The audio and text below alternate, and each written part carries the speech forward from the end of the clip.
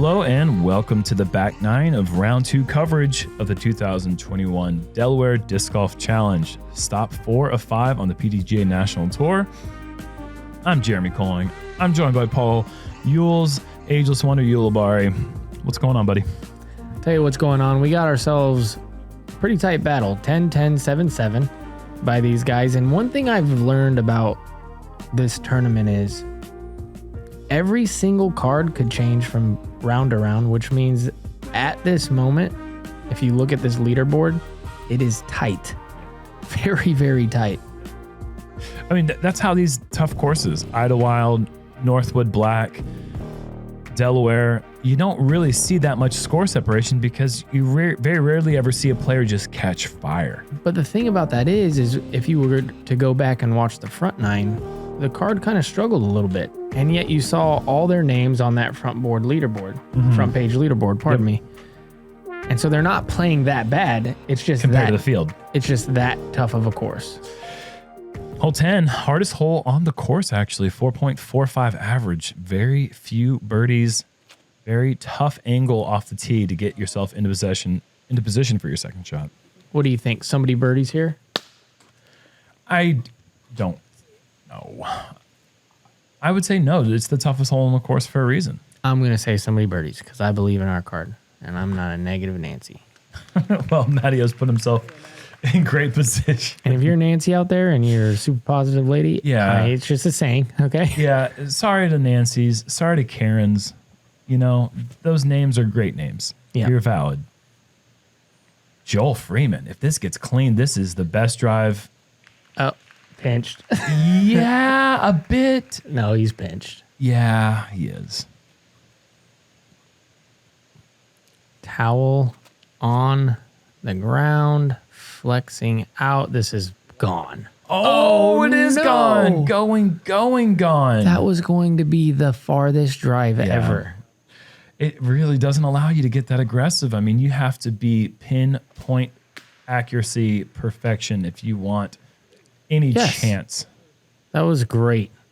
He got very lucky to hit that tree. He still has a very outside chance of parring the hole. And with Bradley's drive out of the hand, you would have never thought that the next shot would be a thumber to the left side of the rough. Ugh.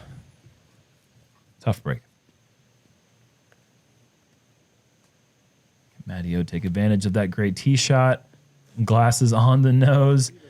He's ripping it backdoor, and negative Nancy has been shut down. Mattio has parked it. Thank you, Matt. Orum, savior of Alabama. And of your reputation. Slayer of dragons. That was almost going to be down that. Yeah, if he misses that one, that could go back door and give him a look. But he's still got a 90-footer. I'm not saying he couldn't make that, because I know he can. Joel pinched off, having to go high turnover forehand. He's pushed us down the right side. I don't think it's high enough. Or I think it's too high. Yeah, I don't think it could have been higher, honestly. I meant to say I think he's on too high to hold the turn, but yes, he threw it way too high. Bradley's out here just working hard to try to save this par, and he is going to do it. Wow.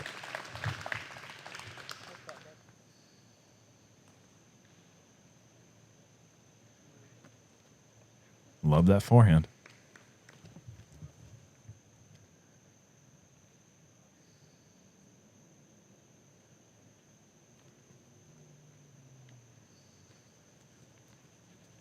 It's going to come up a bit short for Joel, and just a layup.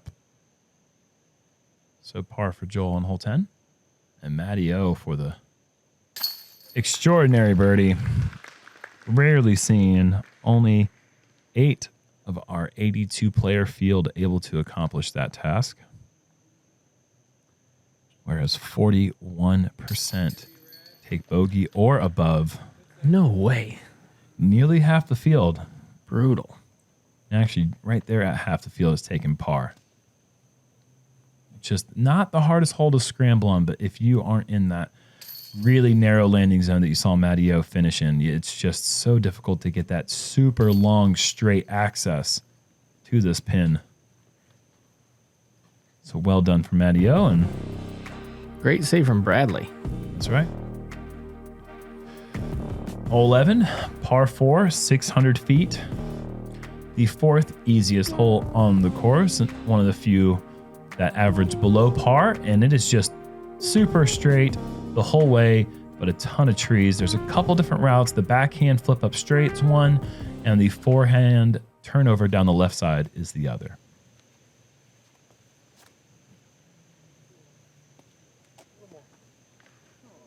So close to what Matty-O was looking for. I don't know how he throws and the glasses just flip down, and that would just bug me. It's like a hat. I think it's just a comfort thing. I don't think it has anything to do with the purpose of glasses.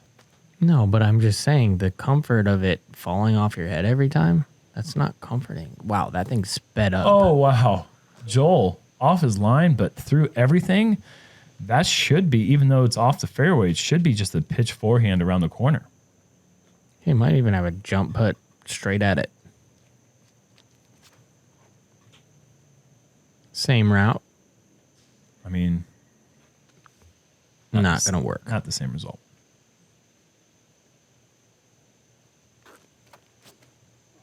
A little surprised to see Austin not go for that.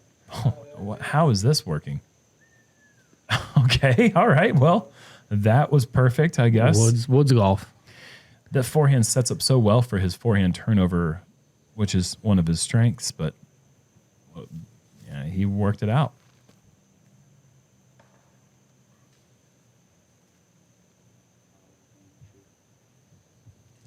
And out of position leads to trying to get very aggressive. Hits a tree very hard. That's what you get. Oh, he's so smooth. Like not smooth, but the way his gameplay is just so, it's flashy. It has flair. Yeah. Like he's fading away there. Yeah. Like what a baller. He's still waiting on that call from Nick Saban to come be his offensive coordinator, and he has not received it yet. And it's starting to get to him, but That's a par save. That was a rope right at it. Might as well have been a drone flying towards the basket. Austin Hannum looking for the 2. Both of those. Beautiful. And we are finally going to get up to Joel Freeman's drive. That was just absolutely crunched. Joel has got a ton of power.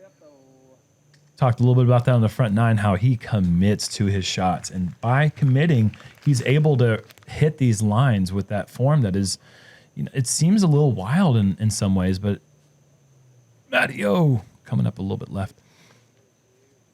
It seems a bit, it's unorthodox. I don't want to say wild because that might have some sort of negative connotation to it. It's not meant to sound that way. It's just as unlike other players on tour that are doing as well as Joel. Yet, because of his commitment, he's able to hit these lines over and over again. Yeah, it's true. Unorthodox. And not one of the guys you think of as like a high power thrower. But Joel Freeman throws every bit of 550 accurately. He rips. Both ways, really. Mm-hmm. And he putts long ways. He's got a lot of things going for him. Yeah, he's on the lead card. JomezPro. It's good. That's worth $1,000. I don't know.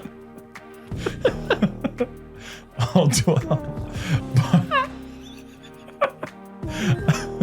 Hole 12, par 4, 520 feet.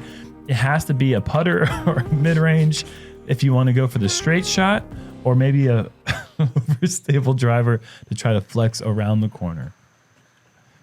Tell me I'm wrong. You're not wrong, man. I'm crying. Oh, Joel. Oh, this is pulled right. Good kick.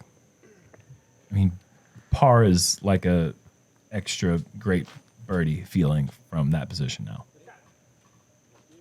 There's not much you can really do to cheat this corner early. So you were really confined to the narrow fairway the whole way down. And so if you're off the fairway at all early, you have to still go down that narrow corridor. So wait, let me get this straight. Yeah. If you have a 550 backhand, lots of power in the sidearm, Yeah. you putt a long ways, and you got a lot going for you. That's worth $1,000. No, you said, and he's on Jomez, and I said that's worth $1,000. Oh, Just being on Jomez, and he's on Jomez. All that together is worth $1,000. at least. Missing the shot. Got a little lucky for Austin there on the left-hand side. That one's not going anywhere. It's gonna be a tough scramble. Tough scramble upcoming for Joel. This green is so difficult to land anything near the pin. I mean, especially when there's a bunch of dumb trees in the way.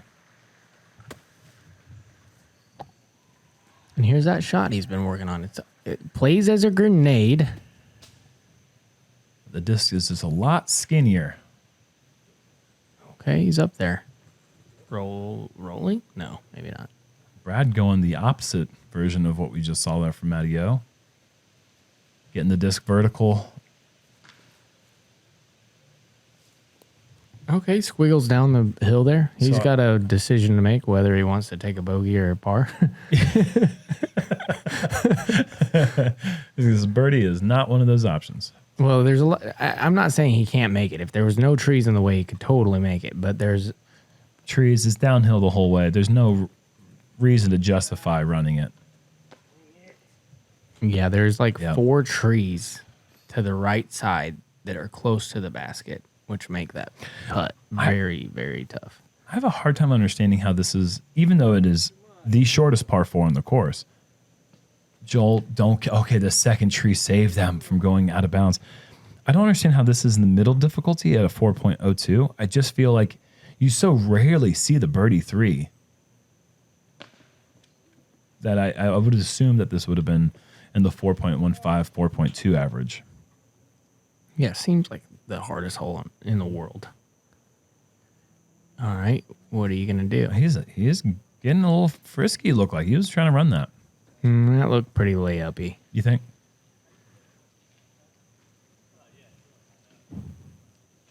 He's getting it. Yep. Yeah, Austin Hannum putting great today. Great Another putt. fantastic par save. That's 3 par saves that he's had to make from range. He makes me nervous when he putts. Okay. You know, he like has that like he's going into his stroke, Nicely done there. and Good then par. it's like a lag putt. And then when it finally comes out, it's like, Yeah. And so I'm not yeah. sure when it's coming out. So I feel anxious when he's putting. That's how it is with spin putters. Joel making a nice putt up the hill, like you said, finally finding the change, and that he's a streaky player in that regard. When he starts hitting them from everywhere. Oh, yes, he does. We had a pretty good split there.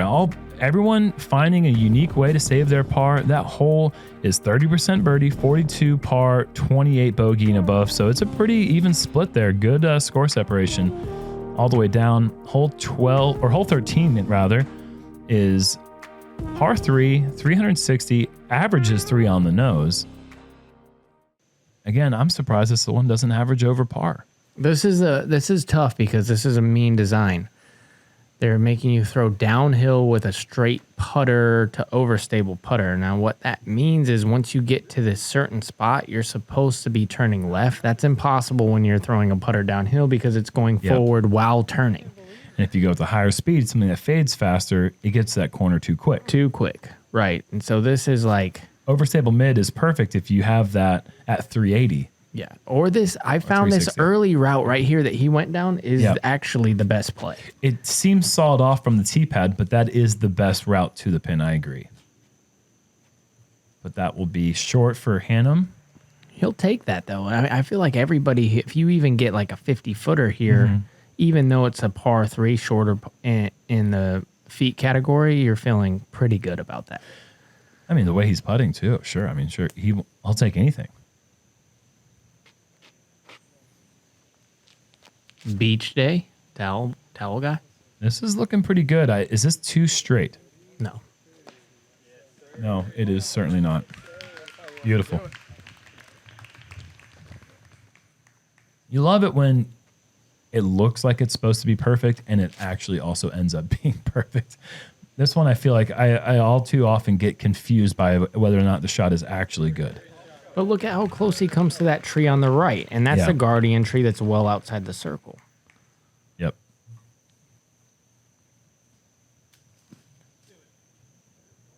Matty says, do it. He knew out of his hand that was a good run.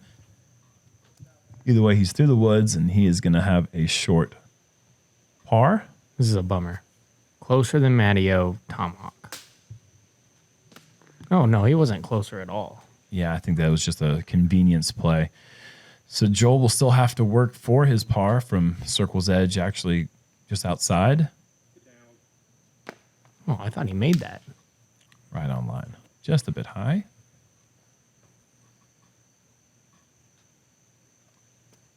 And Joel, no! You're kidding me, dude. Oh, finally gets the height and aim right. I guess he missed the height by just a bit. Just maybe an inch too low.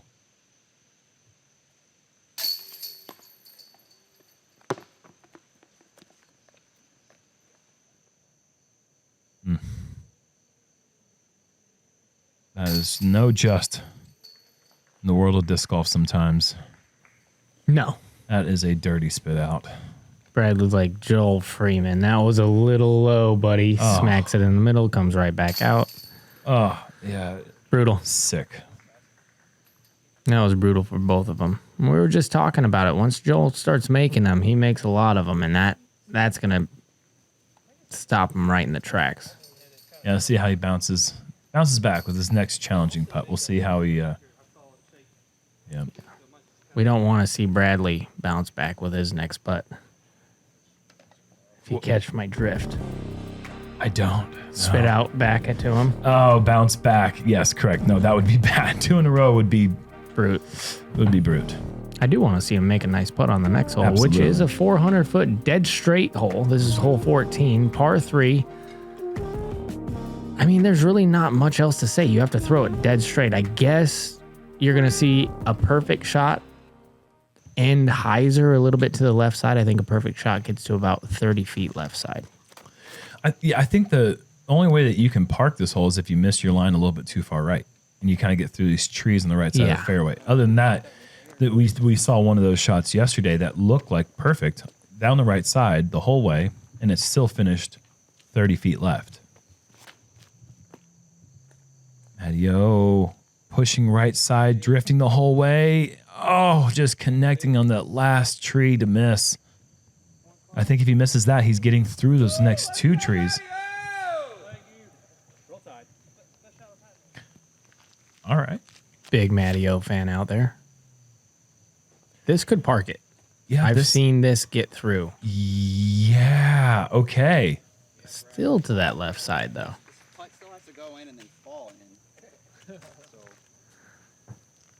Quick reminder to everyone in disc golf, the putt has to stay in the basket for it to count as a made putt.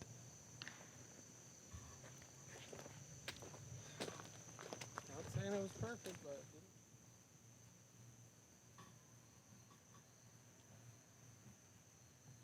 I get that. Yeah, I'm not saying it's perfect either. Left side, now Joel will have to fight his way through the trees. wow, good try. He doesn't like that one. He's going to have to make a tester putt.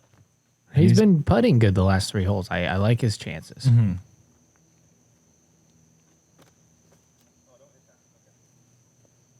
There's just some rounds on tour where you feel like, I don't remember having to make too many stressful putts this round. You know, you might not have played that great, or maybe you played pretty great and you didn't have to make that many stressful putts. This is not one of those rounds for Joel. He's had to make a ton, and he hasn't really come through as much as he'd like. This is a big opportunity to change the script a bit. Wow, it's actually going to go in. Okay, he knew that out of his hand. Joel Freeman. I like that. I mean, I know what that feels like. You know what that feels like. It's like, of course, yeah, woohoo, I made it. Who cares? Everybody in the crowd's like, that was amazing. Yeah. Brad, look at that bounce back. So both guys who just got kind of rocked on hole 13 come back with great putts. Bradley, a super great birdie here on 14. God, he should have been back to back, though. That would have been huge. 12 under par. Yep. That's nice. But he'll have to settle for 11 for now. And keep in mind that we had a 12 under coming into the back nine to start the front or to start the back nine. So Brad's still not at that pace yet. And so these guys are falling behind.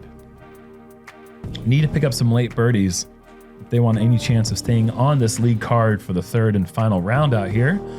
Hole 15 is not the hole that you're thinking you're going to birdie. Par 3, 400 feet, and the line is so tricky to figure out. 400 feet, get real. Yeah. This place is 725 feet straight uphill. No joke.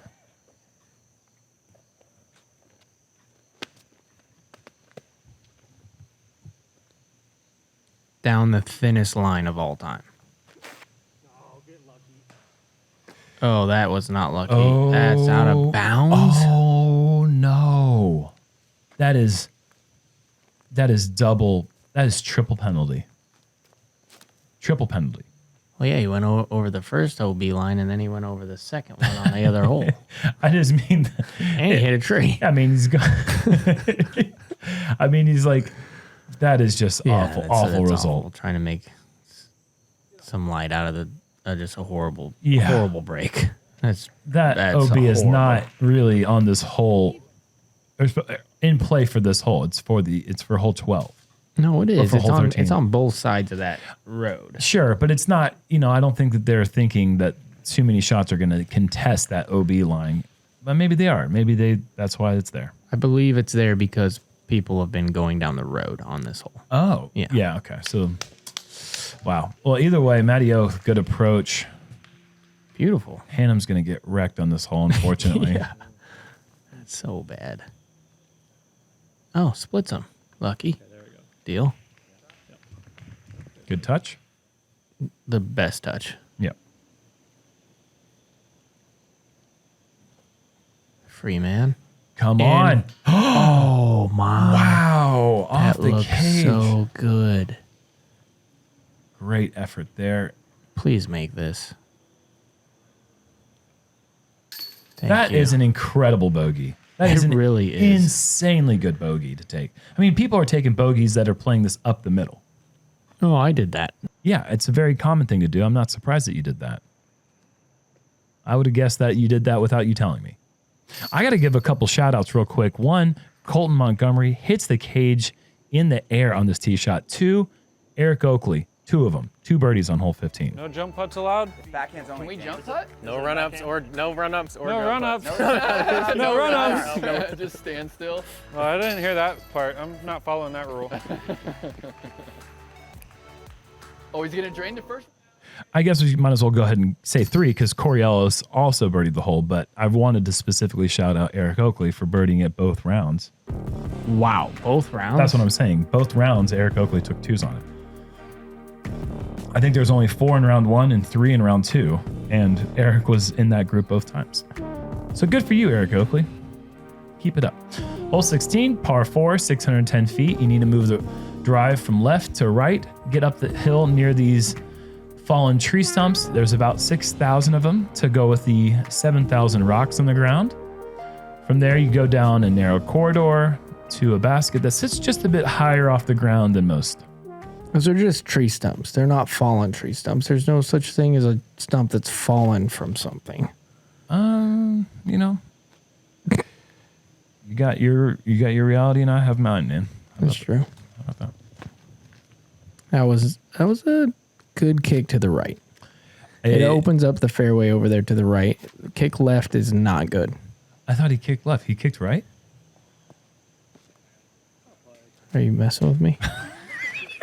You got your truth. I've got mine. I mean, when the catch cam was facing it, it kicked to the right.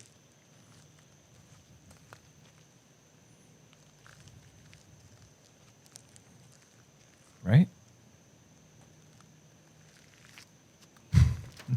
Joel turns this one over too much, but over there on the right side, Yes. it opens up the fairway for sure. Not what he's looking for. I'm sure he's trying to get a nice flex to get down the mouth of the gap, but he should be okay with that. I don't know. Maybe they're worried about the falling tree stumps So Bradley raining down from the sky. Bradley with a way left of the fairway kick, like I said. That's a left kick. Yep, the second one in a row.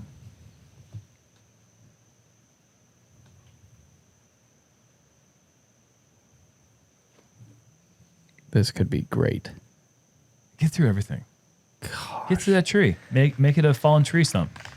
There's no way anything like a great shot like that, like just let him get through. But there's always a tree placed right there at the end of the flight. How many trees do you suppose Austin Hannum has knocked over with his forehand? Oh, man. Look at this. Look at this, Matty O. Yes, past the basket, putting the brakes on. That's a first down.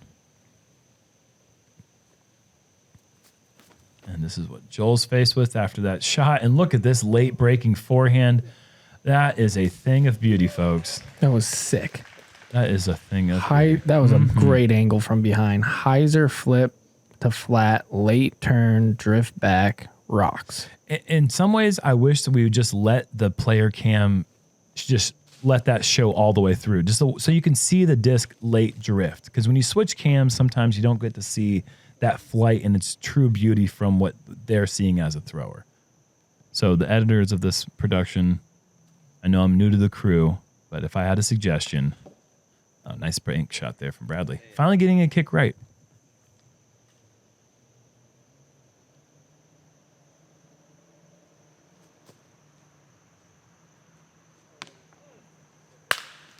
Good run. Soft bid. I like that. Soft, nose up, high, could catch it. Maybe. If it doesn't, he's right there.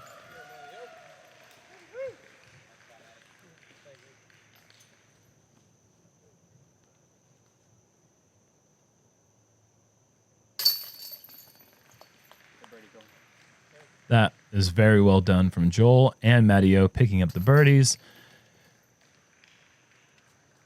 Must have missed a shot from Bradley as he takes his bogey, and that will be another par for Austin Hannum. There was just two left shots. You were right. The two left shots and then the kick out to the right, up shot. Oh, yeah. 5. I guess I didn't miss him. I just forgot that counts as that's how you count 5. Hole 17, par 5, 860 feet. My goodness, Paul. What's up? Different realities. That's what's up. Yeah. This has a little something for everybody. The one thing you want to have is a straight distance driver that lands flat and with no skip, which is the toughest shot to throw in the game possibly. But that's what they're all going to try. And it's uphill the whole way. So that 860 isn't really representative of how far this hole plays. 10 years ago, you would see nothing but mid-range off this tee. Maybe a T-bird. Yeah, from like the craziest guy ever. Yeah, right. And nowadays, the control is so good that these guys are going with their fastest disc. And not really emphasis on the word control yet. Bradley. Oh, excuse me. Hannum, forehand. Trying to keep this in the middle, and he has not done that.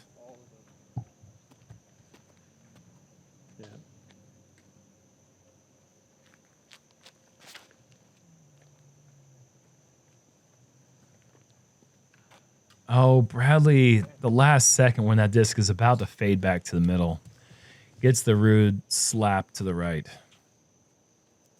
Oh, yeah. Let's go. These guys are getting reamed on this hole. Par at this point would be best case scenario. I mean, yeah, Hannum was so short off the tee that is gonna. He's still got to be 360 to the pin. No, 4. I bet More? 4+. Yeah. Okay, even with that beautiful second shot. Let's see what Joel has. Look at this. Is he going roller? Oh, he has. And look at that, splitting the gap. That was awesome. Okay, so he's going to be sitting up there in that 380 to 400 range as well. Maybe even closer. It's hard. I don't think so. The reason I say that is there's that little clump of all the rocks where Brad is. Yeah. That, I believe, is playing pretty far. Okay. So still far back, even though those are 3 really great approaches from out of position, and Matty O makes that 4 great approaches. So I mean, Now, Matty O's definitely got a better chance. Okay, let's see. Yeah, fast driver. see if we can take a look at that Joel Freeman power here. Yeah, see, that's all of 4 plus. Plus. Okay, and you know what? Stays clean. He's nearly pin high and probably That's a putt for birdie. That's crazy. 45 feet away. What a scramble if that could somehow happen. I mean, it'll even count as a scramble if he just gets the par, but he's looking to scramble +1. So that's bonus territory, big time. Hannum's going to hope that he can scramble for his par. And does this have the height and accuracy? Oh, just connecting in the last trees before it gets to the mound. Not a lot of good kicks for our card today. Yeah. At the end of the flight, too. Matty-O chopping the overstable forehand. And there's another example of glasses on the nose, frustrated Matty-O. Nice. Where's this coming in? Is this the 5th? 4th hardest hole. 4th, okay. Almost kicks it in. Wow. That was a good kick. Sure. That was finally. With an entire hole left to play, we finally see our first good kick, as it's just backed up with the worst thing you could see. So never mind. Just never mind. Are you kidding me? That is such dirtiness. And you can see it there on the right. Wow. Joel Freeman trying to steal one. Yeah. Wow. Okay, so here we go. Joel Freeman just got a birdie on this hole the day after he got an eagle on this hole. That's right. You heard that right. Chandler Fry in the circle gets an eagle on hole 17. He comes back to the room. He's in my roommate this weekend, and he's like, I eagled hole 17, and we both celebrated. And we're watching UDISC, and Joel Freeman comes with the eagle, and he's just like, what? Like, he cannot believe as Bradley takes his bogey there. That is a tough one to swallow. But we thought that we never see that again. When Seppa Payu did that in 2018, it was like, what did we just witness?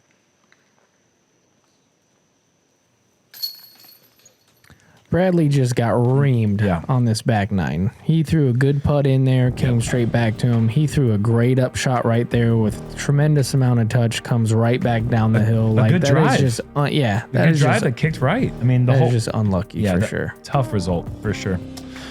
Hole 18, it does not finish on an easy one here, Paul. Second hardest hole on the course, par 4, 630 feet. You need to get about 360 to 370 off the tee through the tight gap, skipping to the left. From there are a bunch of trees. The best access to the green is going to be on this right side, but you have these 2 big boulders protecting the green about 35 feet short. I feel like this fits Joel's shot shape. It looks like he is listening, and he's producing. I just feel like we see that shot from him a lot. Left to right, pushing, flexing. Too far, though. Yeah, the way he leans back, he really likes the Anheuser angle, both out of the forehand and backhand.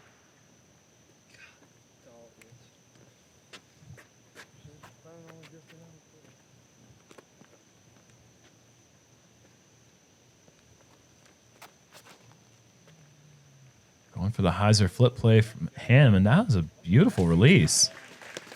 You don't see that much from Hannum, and he has executed that shot tremendously.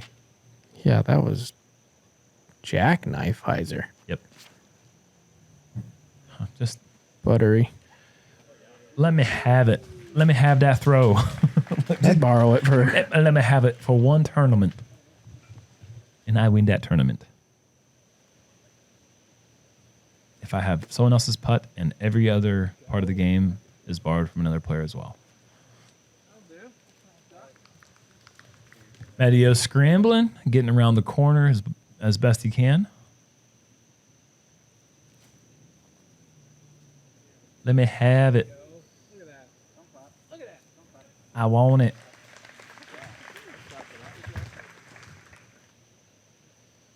How does one get that smooth? Practice. I practice. Do you? Used to a lot.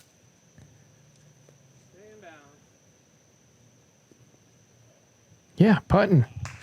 Joel Freeman is just scrapping out a score here. Yeah, he is. I mean, he's, what, 2 under for the round? Yes. And, I mean, he's left 5, 6 on the green. But he just keeps coming. Yeah, but it's not deterred him. You know, he's been working. Hannum. Yeah, imagine the Beautiful. score he would be with a couple made putts. And I mean, Matteo, talking about scrambling, this guy hasn't really put together anything on the back nine that's like, you know, it looks like he's been working hard the whole time as well, and he's going to most likely finish with a bogey here, unless he can throw this one in. But he has been working really hard as well. So that will be a bogey, the only bogey of Matt's back nine. Come on, baby. Let's get this one. Deep. Nope. We almost finished with 4 nines. Oh, wow. Yeah. My goodness. Well, Joel's going to finish at 10. So Joel's actually going to win the card. And it never seemed like he was in position to do that the whole time. But like you said, Turkey finished there. Wow. 16, 17, 18. Incredible finish to get to 3 under for the round. That is working hard. With great putts. And No. Hannum. That was for birdie. Oh, that is so unfair again. And then that one sticks. You know, that's the second time that happened. When Bradley got spit out, Matteo was the next putter, and he squeaked his in on the left side, and then that happens again. I think Matteo's just trying to avoid the center of the basket. It'd be a scary place sometimes, the center of the basket. I cannot believe that is such a bummer to see them work that hard. You know, because they're all working so hard. You see those numbers, they're red and gray. Well, Joel Freeman at 10 under par. Gonna win this card, but he's gonna be stuck on the second card as we have an entirely new league card for the final round. And look at the fire emoji. Connor O'Reilly, 11 under. At one point, he had birdied 11 of 13 holes, and he has got himself a 5-stroke lead going into the final round. Unbelievable. But that's this type of course. Somebody can get on fire and kind of run away with it. If he puts together a decent round tomorrow, he's going to be tough to catch. And that would be for our non-repeat winner. Yeah, I mean, that's the guy right there. We have a very good chance. I mean, in fact, I don't think it's possible for a former champion to win this event come tomorrow. This is going to be another exciting finish. Can Connor O'Reilly, a player who's never won an A tier before, win a national tour? We'll see tomorrow. Thanks to the Founders Club. Tune in tomorrow for the conclusion of the 2021 Delaware Disc Golf Challenge.